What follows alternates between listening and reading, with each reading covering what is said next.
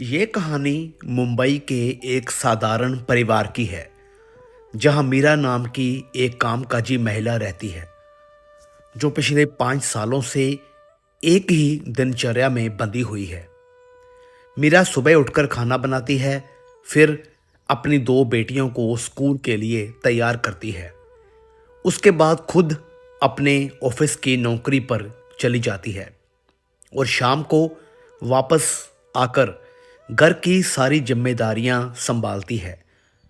मीरा का पति रोहन एक आईटी कंपनी में काम करता है, लेकिन पिछले कुछ सालों में उन दोनों के बीच की दूरी इतनी बढ़ गई है कि वे एक ही छत के नीचे रहकर भी एक दूसरे से अजनबी लगते हैं और आपस में बात करना लगभग बंद हो गया है। मीरा की दो बेटियां हैं, जिनमें बड़ी बेटी आरा 15 साल की है और छोटी बेटी नीरा 12 साल की है।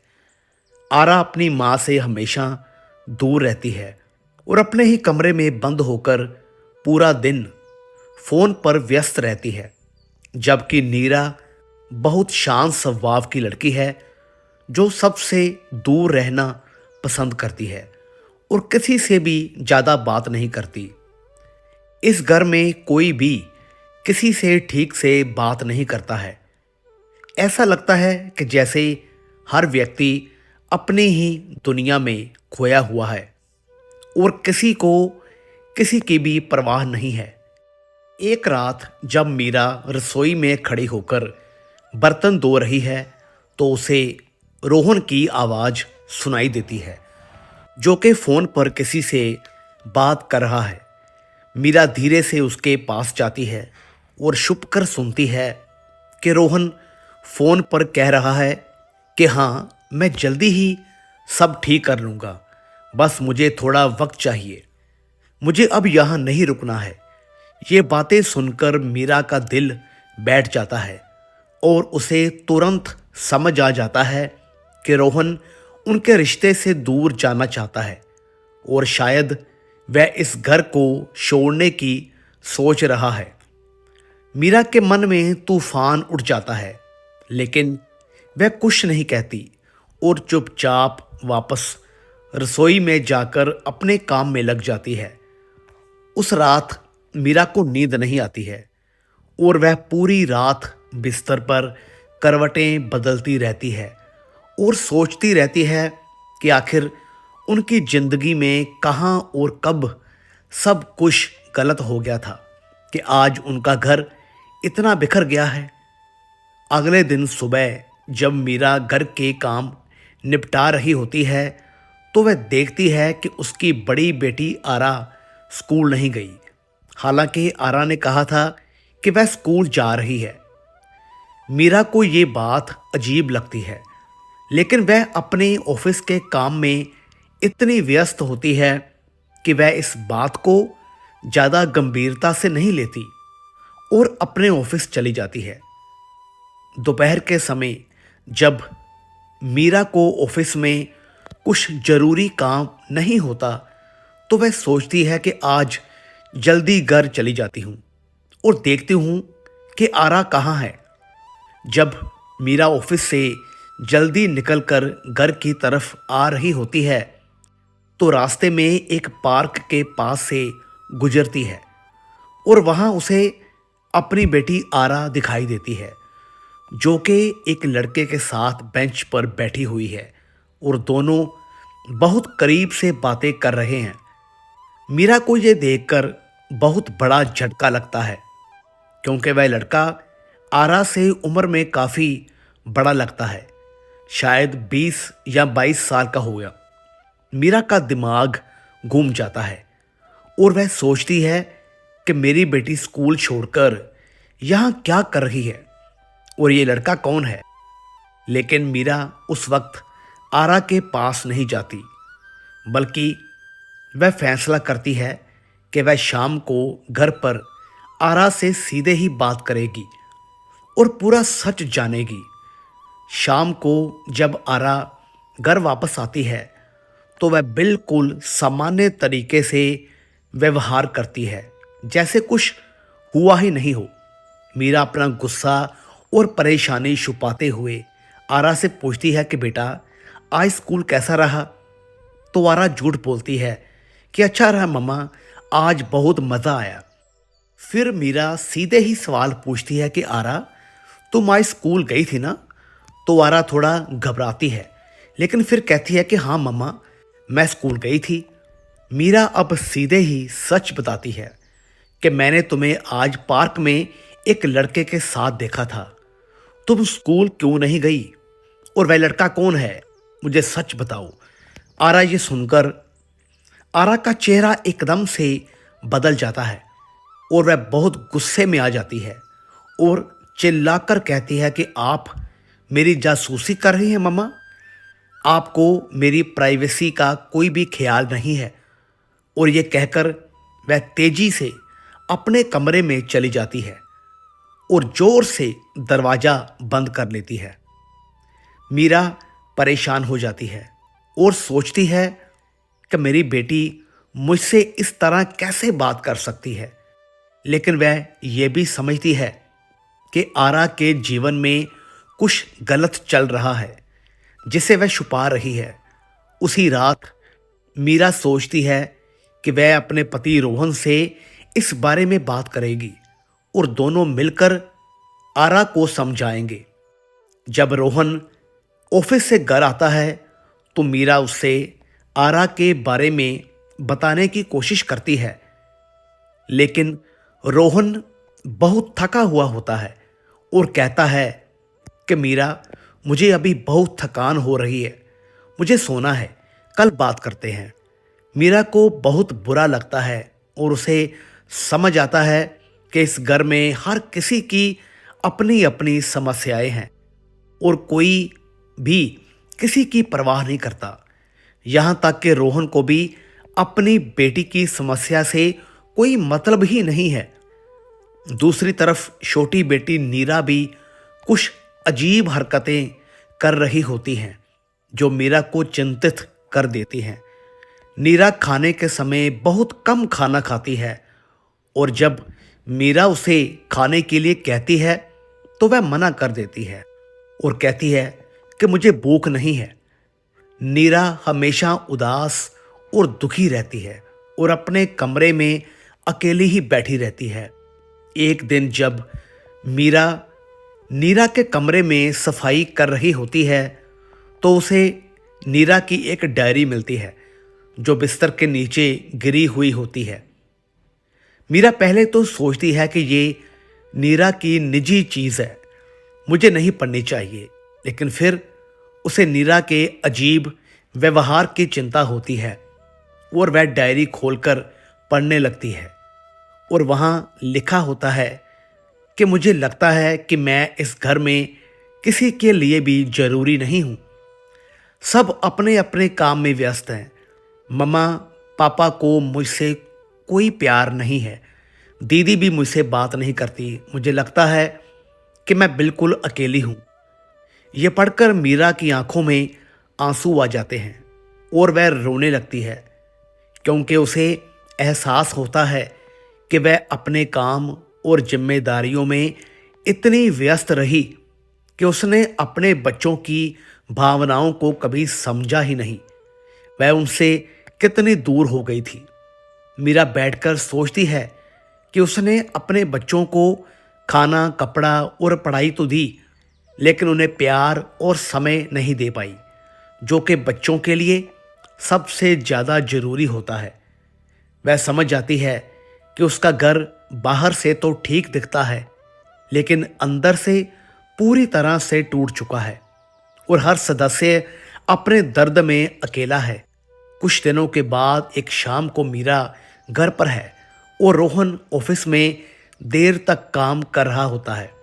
मीरा को रोहन का फ़ोन चार्जिंग पर लगा हुआ मिलता है, जो वह घर पर ही भूल गया था।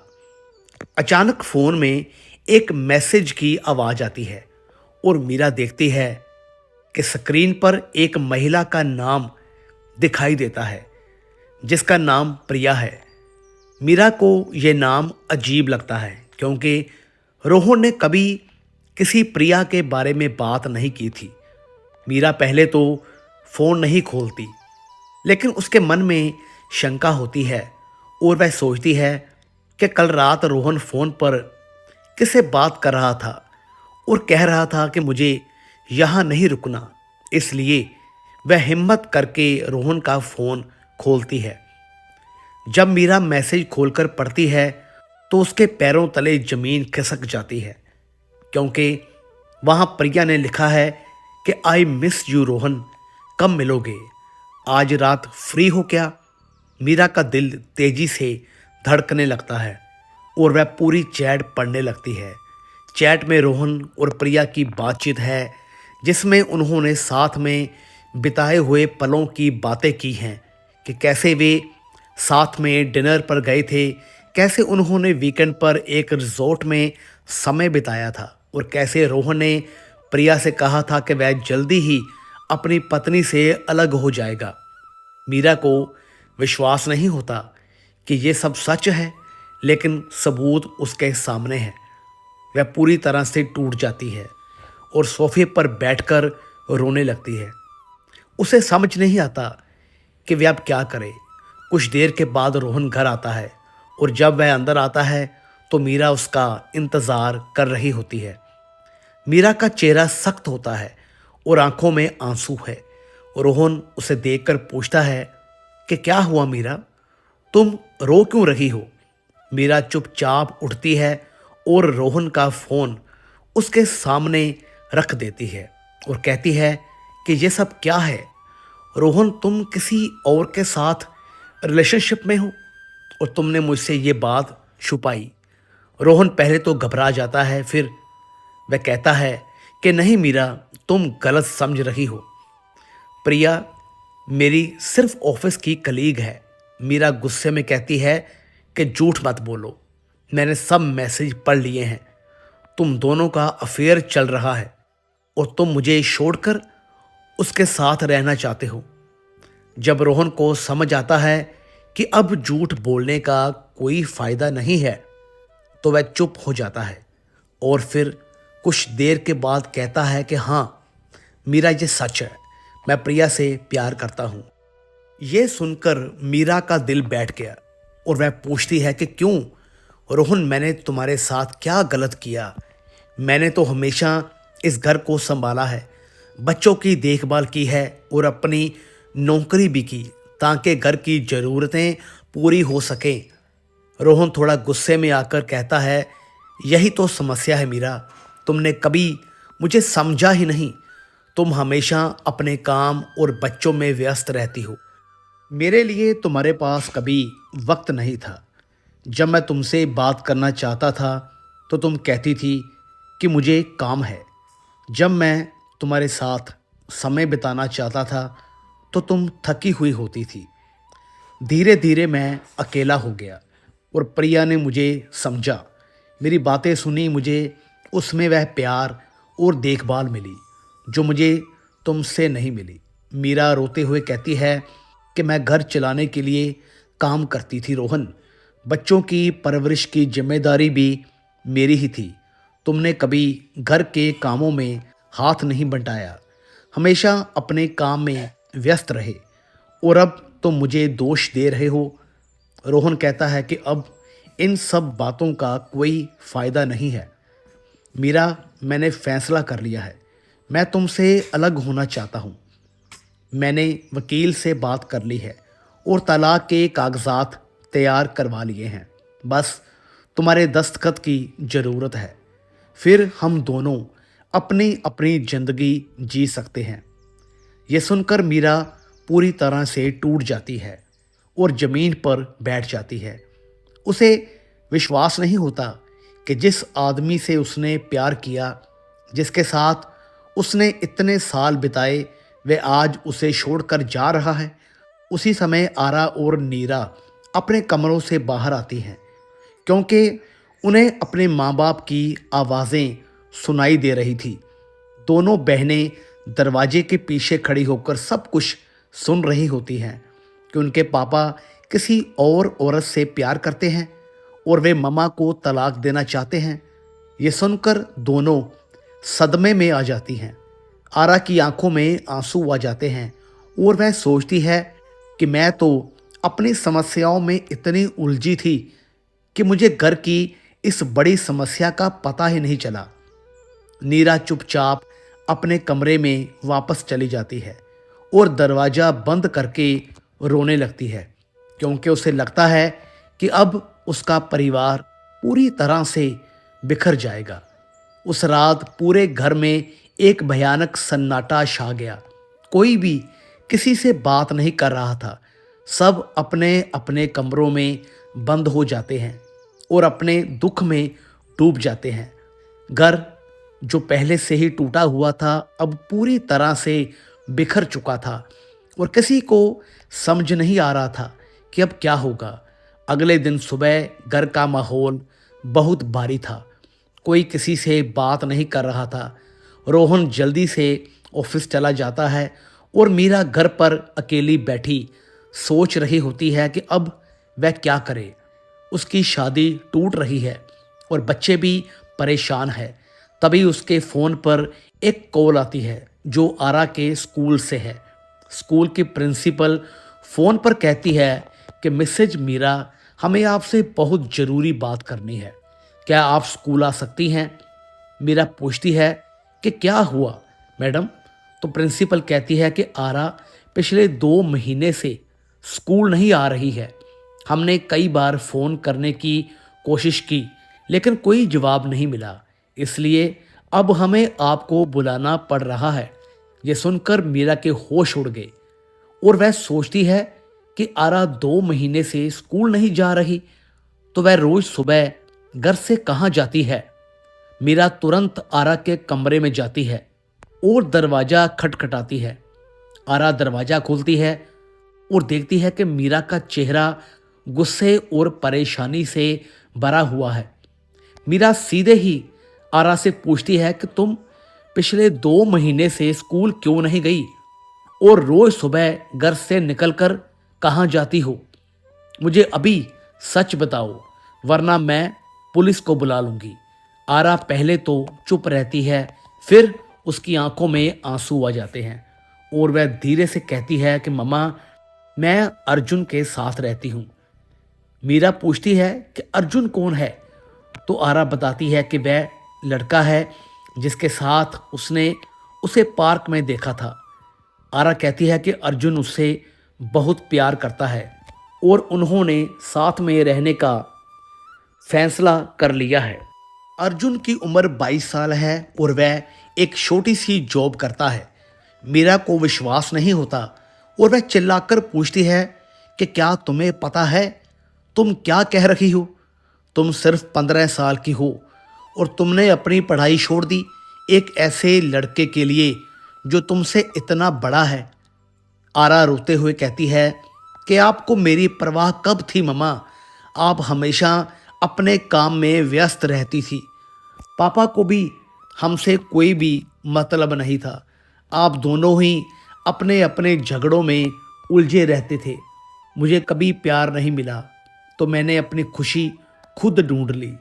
अर्जुन मुझे समझता है, मेरी बातें सुनता है और मुझसे प्यार करता है। मीरा को अपनी गलतियों का एहसास होता है और वह समझ जाती है कि उसने अपनी बेटी को इतना अकेला छोड़ दिया कि वह एक गलत रास्ते पर चल पड़ी। मीरा रोते हुए आरा को गले गले से लगाती है और कहती है कि बेटा, मुझे माफ़ कर दो, मैं तुम्हें समय नहीं दे पाई, लेकिन प्लीज़ अपनी ज़िंदगी बर्बाद मत करो। तुम अभी बहुत छोटी हो और ये लड़का तुम्हारा फ़ायदा उठा रहा है। आरा कुछ नहीं कहती, बस रोती रहती है। उसी समय छोटी बेटी नीरा भी बाहर आती है और वह भी रो रही होती है। मीरा पूछती है कि नीरा बेटा, तुम्हें क्या हुआ? तो नीरा रोते हुए कहती है कि मम्मा, मुझे स्कूल में बहुत बुली किया जाता है। बच्चे मुझे मोटी कहते हैं, मेरा मजाक उड़ाते हैं। कोई मेरे साथ बैठना नहीं चाहता, कोई मेरे साथ खेलना नहीं चाहता, मेरा कोई दोस्त नहीं है, मैं हमेशा अकेली रहती हूँ। नीरा आगे कहती है कि मम्मा, कई बार मैंने सोचा कि मैं सब कुछ ख़त्म कर दूँ, क्योंकि मुझे लगता है कि मैं किसी के लिए ज़रूरी नहीं हूँ। घर में भी कोई मुझसे प्यार नहीं करता और स्कूल में भी सब मुझसे नफ़रत करते हैं। ये सुनकर मीरा पूरी तरह से टूट जाती है और वह दोनों बेटियों को गले से लगा लेती है और ज़ोर ज़ोर से रोने लगती है। उसे एहसास होता है कि वह अपनी बेटियों की समस्याओं से पूरी तरह से अनजान थी, क्योंकि उसने कभी उनसे दिल खोल कर बात ही नहीं की थी। वह हमेशा ये सोचती रही कि बच्चों को खाना, कपड़ा और पढ़ाई देना ही काफ़ी है, लेकिन उसे पता नहीं था कि बच्चों को सबसे ज़्यादा ज़रूरत प्यार और समय की होती है, ना कि सिर्फ पैसों की। मीरा अपनी दोनों बेटियों से माफ़ी मांगती है और कहती है कि उसने उन्हें बहुत अकेला छोड़ दिया, लेकिन अब वह सब ठीक करेगी। वह उनके साथ रहेगी, उनकी बातें सुनेगी और उनकी हर समस्या को हल करेगी। तीनों माँ बेटियाँ एक दूसरे को गले लगाकर रोती रहती हैं और पहली बार इतने सालों में उन्हें एक दूसरे की ज़रूरत का एहसास होता है। उस दिन के बाद मीरा को समझ आता है कि उसका परिवार कितनी गंभीर समस्याओं से गुजर रहा है। एक तरफ उसका पति उसे छोड़कर जाना चाहता है, दूसरी तरफ उसकी बड़ी बेटी ने एक गलत रिश्ते में पड़कर अपनी पढ़ाई छोड़ दी है और तीसरी तरफ उसकी छोटी बेटी डिप्रेशन में है और आत्महत्या के बारे में सोच रही है। मीरा को लगता है कि उसकी पूरी दुनिया ही उजड़ गई है, लेकिन वह हार नहीं मानती और फैसला करती है कि वह अपने परिवार को बचाएगी, चाहे कुछ भी हो जाए। उस रात जब रोहन ऑफिस से घर आता है तो मीरा उसका इंतज़ार कर रही होती है। मीरा ने फैसला कर लिया है कि वह रोहन से आखिरी बार बात करेगी और उसे समझाने की कोशिश करेगी। जब रोहन घर में दाखिल होता है तो मीरा उसके सामने जाकर खड़ी हो जाती है और कहती है कि रोहन, मुझे तुमसे बात करनी है, बहुत ज़रूरी है, प्लीज़ मेरी बात सुनो। रोहन थका हुआ होता है और कहता है कि मीरा, अब बात करने से क्या फ़ायदा, मैंने अपना फैसला कर लिया है। लेकिन मीरा उसका हाथ पकड़ती है और कहती है कि सिर्फ 5 मिनट मुझे, बस 5 मिनट दो।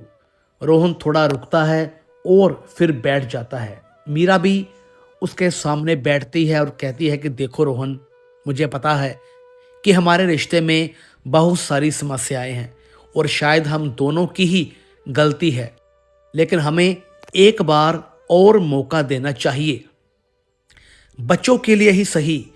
रोहन कहता है कि बच्चों के लिए मीरा, बच्चे बड़े हो गए हैं, वे समझ जाएंगे। मीरा रोते हुए कहती है कि नहीं रोहन, तुम्हें नहीं पता कि बच्चे किस हालत में है। फिर मीरा रोहन को सब कुछ बताती है कि कैसे आरा ने पिछले 2 महीने से स्कूल जाना छोड़ दिया है और एक 22 साल के लड़के के साथ रिलेशनशिप में है जो उसका फ़ायदा उठा रहा है, और कैसे नीरा स्कूल में बुली हो रही है और डिप्रेशन में है और आत्महत्या के बारे में सोच रही है।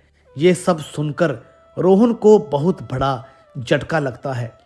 उसे विश्वास नहीं होता कि उसकी बेटियां इतनी बड़ी समस्याओं से गुजर रही हैं और उसे कुछ पता ही नहीं।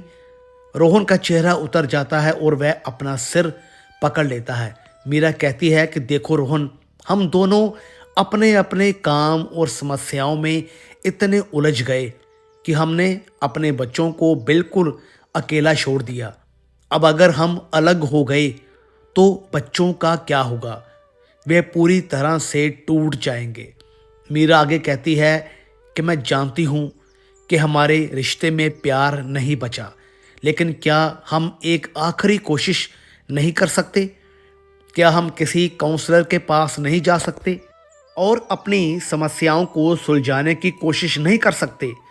बच्चों के भविष्य के लिए रोहन चुप रहता है और सोचता रहता है कि कुछ देर बाद वह कहता है कि ठीक है मीरा, मैं तुम्हारी बात मानता हूँ, हम एक बार कोशिश करेंगे, लेकिन मैं कोई वादा नहीं कर सकता कि सब कुछ ठीक हो जाएगा। मीरा की आंखों में उम्मीद की एक किरण दिखाई देती है और वह कहती है कि बस इतना काफ़ी है, हम कोशिश करेंगे। अगले कुछ दिनों में मीरा और रोहन एक मैरिज काउंसलर के पास जाते हैं, जो उन्हें अपनी समस्याओं के बारे में खुलकर बात करने का मौका देता है। काउंसलर एक अनुभवी महिला होती है, जो कि उन्हें बहुत धैर्य से सुनती है। पहले सेशन में काउंसलर रोहन से पूछती है कि उसे क्या लगता है कि उनकी शादी में क्या समस्या है। रोहन अपनी बात रखते हुए कहता है कि मुझे हमेशा लगता था कि मीरा मुझे समझती नहीं है। वह हमेशा बच्चों और अपने काम को ही पहल देती थी, जबकि मेरी भावनाओं की कोई कदर नहीं थी। मैं जब भी उससे अपने दिन के बारे में बात करना चाहता था या अपनी परेशानियां शेयर करना चाहता था, तो वह कहती थी कि मुझे थकान हो रही है या मुझे काम है। धीरे धीरे मैं अकेला महसूस करने लगा और मुझे लगने लगा कि इस रिश्ते में मेरी कोई जगह नहीं है। रोहन आगे कहता है कि जब मुझे ऑफिस में प्रिया मिली तो उसने मेरी बातें सुनी, मेरी परेशानियों को समझा और मुझे वह इमोशनल सपोर्ट दिया जो मुझे घर पर नहीं मिल रहा था। इसलिए मैं उसकी तरफ आकर्षित हुआ और धीरे धीरे हमारे बीच रिलेशनशिप बन गया। काउंसलर फिर मीरा से पूछती है कि वह क्या कहना चाहती है। मीरा रोते हुए कहती है कि मैं घर चलाने के लिए काम करती थी, क्योंकि एक ही सैलरी से घर नहीं चलता था। बच्चों की पढ़ाई, उनकी ज़रूरतें, सब कुछ के लिए पैसे चाहिए होते हैं। मैं सुबह से शाम तक काम करती थी, फिर घर आकर खाना बनाती थी, बच्चों के होमवर्क में मदद करती थी, घर की सफाई करती थी और सारी जिम्मेदारियां संभालती थी। मीरा आगे कहती है कि रोहन ने कभी घर के कामों में हाथ नहीं बंटाया, ना कभी बच्चों को स्कूल छोड़ने गए, ना कभी उनके पेरेंट्स मीटिंग में गए। हमेशा ये कहते रहे कि मुझे ऑफिस का काम है, मैं थक गया हूँ। तो फिर क्या मैं नहीं थकती थी? क्या मेरी भी भावनाएं नहीं थी? लेकिन मुझे तो सब कुछ अकेले ही करना पड़ता था। मीरा रोते हुए कहती है कि मैं इतनी थक जाती थी कि मुझे अपने लिए वक्त ही नहीं मिलता था। तो फिर मैं रोहन को कैसे वक्त देती? लेकिन इसका मतलब ये नहीं कि मैं उसे प्यार नहीं करती थी या उसकी परवाह नहीं करती थी। काउंसलर दोनों की बातें सुनती है और फिर कहती है कि आप दोनों की समस्या ये है कि आपके बीच बातचीत की कमी है। आप दोनों एक दूसरे से खुलकर बात नहीं करते थे। आप दोनों ने अपनी अपनी परेशानियों को अंदर ही रख लिया और एक दूसरे को समझने की कोशिश नहीं की। काउंसलर समझाती है कि रिश्ते में सिर्फ प्यार काफ़ी नहीं होता, बल्कि समझदारी, सहयोग और बातचीत भी बहुत ज़रूरी है। काउंसलर रोहन से कहती है कि आपने जो किया वह गलत था।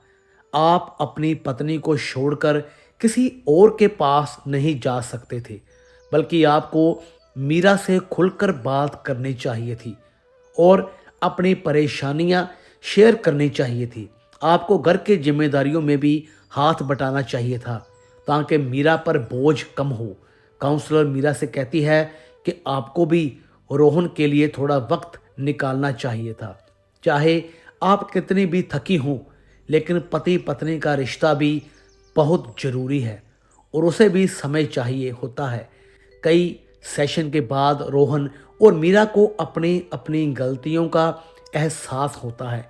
रोहन को समझ आता है कि उसने मीरा की मेहनत और त्याग को कभी समझा ही नहीं और सिर्फ अपनी भावनाओं के बारे में ही सोचता रहा। रोहन मीरा से माफ़ी मांगता है और कहता है कि मुझे अफसोस है मीरा, मैंने तुम्हारे साथ बहुत गलत किया।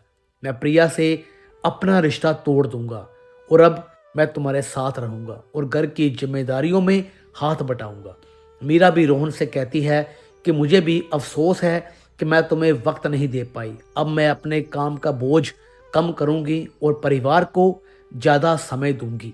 दोनों एक दूसरे को गले से लगाते हैं और एक नई शुरुआत करने का फैसला करते हैं, लेकिन उन्हें पता है कि अभी बहुत कुछ करना बाकी है, क्योंकि बच्चों की समस्याएं अभी भी बनी हुई हैं और उन्हें भी सुलझाना होगा।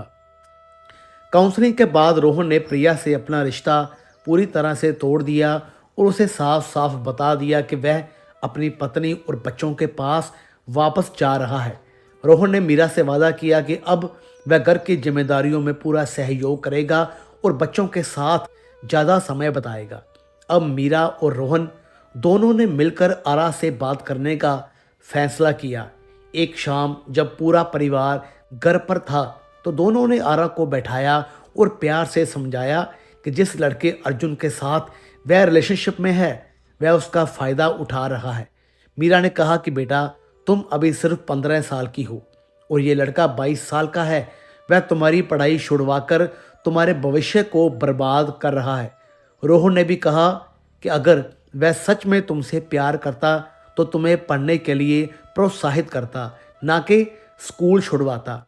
मीरा और रोहन दोनों ने आरा से माफ़ी भी मांगी कि उन्होंने उसे वक्त नहीं दिया, इसलिए वह गलत रास्ते पर चली गई। लेकिन अब वे हमेशा उसके साथ रहेंगे।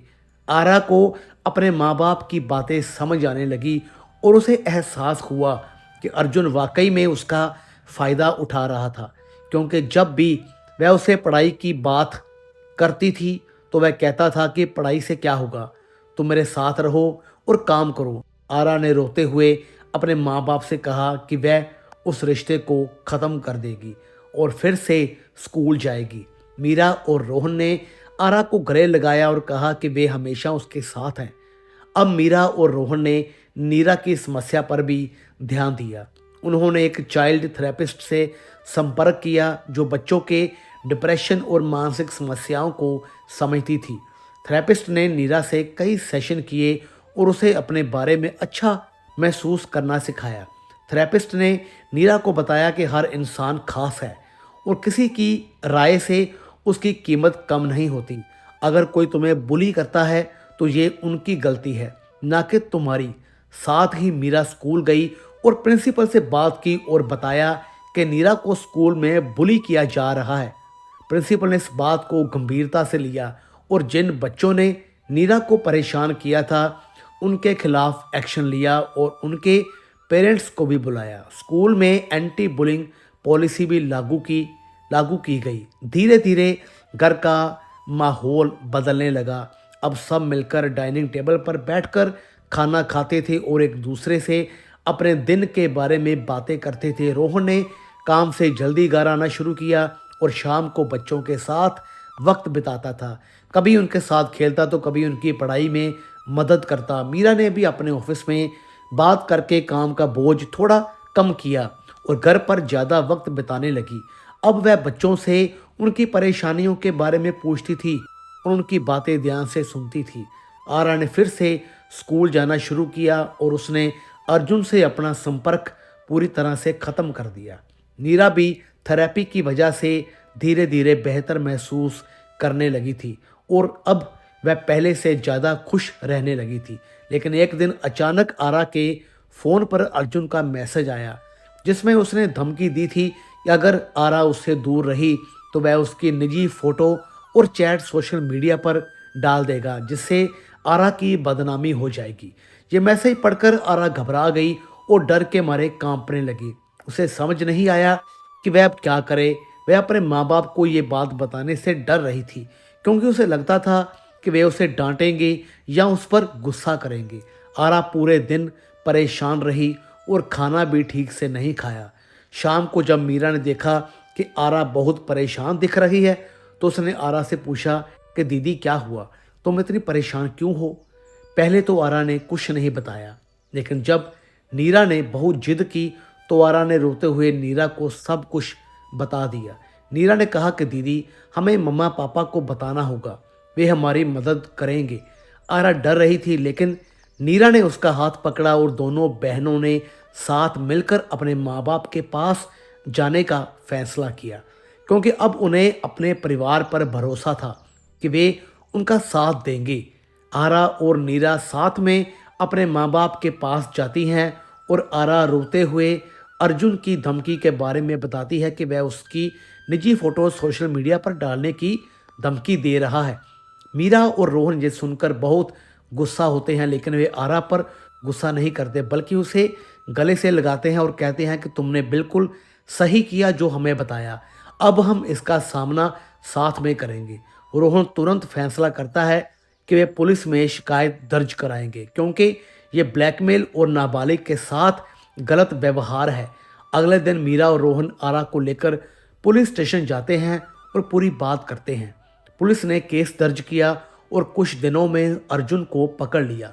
जांच में पता चला कि अर्जुन पहले भी कई नाबालिग लड़कियों को अपने झांसे में फंसाकर उनका फायदा उठाता था और फिर ब्लैकमेल करता था। पुलिस ने उसे गिरफ्तार कर लिया और उस पर कानूनी कार्रवाई शुरू हो गई। आरा को बहुत राहत मिली और उसे अपने माँ बाप पर बहुत गर्व हुआ कि उन्होंने उसका साथ दिया और उसे डांटा नहीं बल्कि उसकी मदद की। मीरा ने आरा को गले से लगाया और कहा कि बेटा, हम हमेशा तुम्हारे साथ हैं, चाहे कुछ भी हो। तुम्हें कभी भी कोई भी परेशानी हो तो हमसे छुपाना मत। इस घटना के बाद पूरा परिवार और भी ज़्यादा करीब आ गया, क्योंकि उन्होंने साथ मिलकर एक बड़ी मुसीबत का सामना किया था। रोहन ने अपनी गलतियों को पूरी तरह से सुधार लिया और अब वह मीरा के साथ मिलकर घर चलाने लगा। सुबह बच्चों को स्कूल छोड़ने जाता, शाम को उनके साथ खेलता और रात में मीरा के साथ मिलकर खाना बनाता। मीरा ने भी अपने काम और परिवार के बीच संतुलन बना लिया था। अब वह बच्चों के लिए ज़्यादा वक्त निकालती थी और उनसे हर दिन उनके दिन के बारे में बात करती थी। आरा ने भी अपनी पढ़ाई पर पूरा ध्यान देना शुरू किया और स्कूल में अच्छा परफॉर्म करने लगी। उसने फैसला किया कि वह अपनी पढ़ाई पूरी करेगी और एक अच्छा करियर बनाएगी। नीरा की थेरेपी जारी थी और वह धीरे धीरे ठीक हो रही थी। अब वह ज़्यादा कॉन्फिडेंट महसूस करती थी और स्कूल में भी उसने नए दोस्त बनाने शुरू कर दिए थे। एक दिन रविवार की शाम पूरा परिवार एक साथ सोफे पर बैठा था और सब हंस रहे थे और बातें कर रहे थे। मीरा ने रोहन की तरफ देखा और मुस्कुराई। रोहन ने उसका हाथ पकड़ा और कहा कि मीरा, हमने लगभग सब कुछ खो दिया था, लेकिन अब हम फिर से साथ हैं और ये बहुत बड़ी बात है। मीरा ने कहा कि पापा, अब मुझे अपने परिवार पर बहुत गर्व है। पहले मुझे लगता था कि मैं अकेली हूँ, लेकिन अब मुझे पता है कि आप सब मेरे साथ हैं। आरा ने कहा कि मम्मा पापा, मैंने ज़िंदगी का एक बहुत बड़ा सबक सीखा है कि सच्चे रिश्ते वही होते हैं जो मुश्किल वक्त में साथ दें। बाहर की चमक दमक सब झूठी हैं, असली खुशी तो परिवार में ही है। मीरा की आंखों में खुशी के आंसू आ गए और उसने अपने तीनों को देखा, रोहन को, आरा और नीरा को। उसने सोचा कि यह सफ़र बिल्कुल भी आसान नहीं था। कितनी मुश्किलें आई, कितने दर्द से गुजरना पड़ा, लेकिन उन्होंने साथ मिलकर सब कुछ पार कर लिया था और अब वे सिर्फ एक घर नहीं बल्कि एक सच्चा परिवार बन गए थे। मीरा ने कहा कि देखो, हमारे घर में अभी भी समस्याएं आएंगी, ज़िंदगी में हमेशा चुनौतियां रहेंगी, लेकिन अब फ़र्क ये है कि अब हम अकेले नहीं हैं, अब हम सब एक साथ हैं और जो परिवार साथ हों तो कोई भी मुश्किल बड़ी नहीं होती। रोहन ने कहा कि बिल्कुल सही कहा मीरा, और मुझे वादा है कि अब मैं कभी भी इस परिवार को टूटने नहीं दूंगा। सब ने एक दूसरे को गले से लगाया और उस शाम उस छोटे से फ्लैट में इतनी खुशी और प्यार था जो पिछले कई सालों से नहीं था। घर फिर एक घर बन गया था, ना कि सिर्फ चार दीवारें। और सबसे बड़ी बात यह थी कि हर किसी ने यह सीखा कि रिश्तों को बचाने के लिए बातचीत, समझदारी, प्यार और समय सबसे ज़्यादा ज़रूरी है। इस तरह मीरा के परिवार ने अपनी सभी समस्याओं का सामना किया और एक नई शुरुआत की। उन्होंने सीखा कि ज़िंदगी में परफेक्ट परिवार कोई नहीं होता।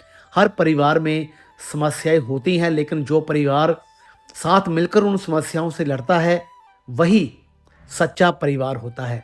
तो दोस्तों, कैसी लगी आपको ये कहानी? वीडियो अच्छी लगी हो तो लाइक करें, शेयर करें, चैनल को सब्सक्राइब जरूर करें। तो मिलेंगे फिर से एक और नई दिलचस्प कहानी के साथ। तब तक के लिए गुड बाय।